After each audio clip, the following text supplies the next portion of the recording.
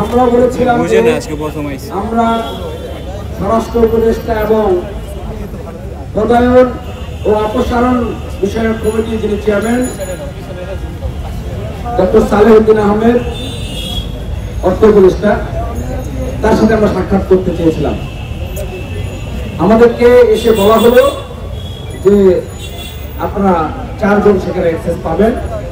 আমরা তাদের সাথে সেখানে গিয়েছি, যাওয়ার পরে যেটা দেখেছি যে স্বরাষ্ট্র উপদেষ্টা এবং অর্থ উপদেষ্টা কেউ মন্ত্রণালয়েই নেই। আমরা এটা ভালোভাবে নিতে পারিনি। তারপর স্বরাষ্ট্র মন্ত্রণালয়ের যিনি রাজনৈতিক বিষয়ক অতিরিক্ত সচিব আছেন, তার সাথে আমরা কথা বলেছি। তিনি আমাদেরকে যেটি জানিয়েছেন যে এই ফেস্টিভ্যালে আমরা যারা আছে তাদের ব্যাপারে তারাও সচেতন। তারা অনেক আগে এটি হয়ে যাওয়ার কথা ছিল, কেন হয়নি বা কেন হচ্ছে না সেটি জানার জন্য আমরা দায়িত্বশীল যিনি যে অর্থ উপদেষ্টা এবং স্বরাষ্ট্র উপদেষ্টার কাছে তাকে আমরা বসার কথা বলেছি। তিনি আমাদের সেটি অ্যাপয়েন্টমেন্ট নিয়ে তার দায়িত্বে তিনি এটি অ্যারেঞ্জমেন্ট করবেন।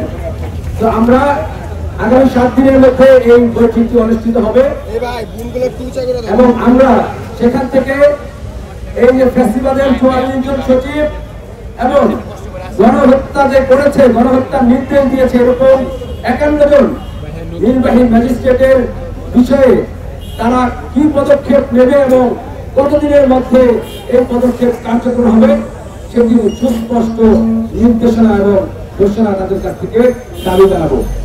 তো আজকে আমাদের এই ভোলার মঞ্চের গতকাল রাত থেকে যে ফেস্টিভ্যাল উৎখাত যাত্রাটি ছিল, এটি ছিল ফেস্টিভ্যাল উৎখাত যাত্রা 1। আমরা ধাপে ধাপে অন্যান্য যে সেক্টরগুলো আছে, শুধুমাত্র সচিবালয় নয়, পুলিশ, বিজিবি, সিভিল, অন্যান্য যে প্রতিষ্ঠানগুলো আছে বাংলাদেশের, সাংবাদিক, ব্যবসায়ী, এদের তালিকা করে ধাপে ধাপে ফেস্টিভ্যাল উৎখাত যাত্রার পর্ব কন্টিনিউ থাকবে। তো আজকে যেহেতু আমরা একটা আশ্বাস পেয়েছি যে আগামী 7 দিনের মধ্যে আমরা এই বিষয়ে একটি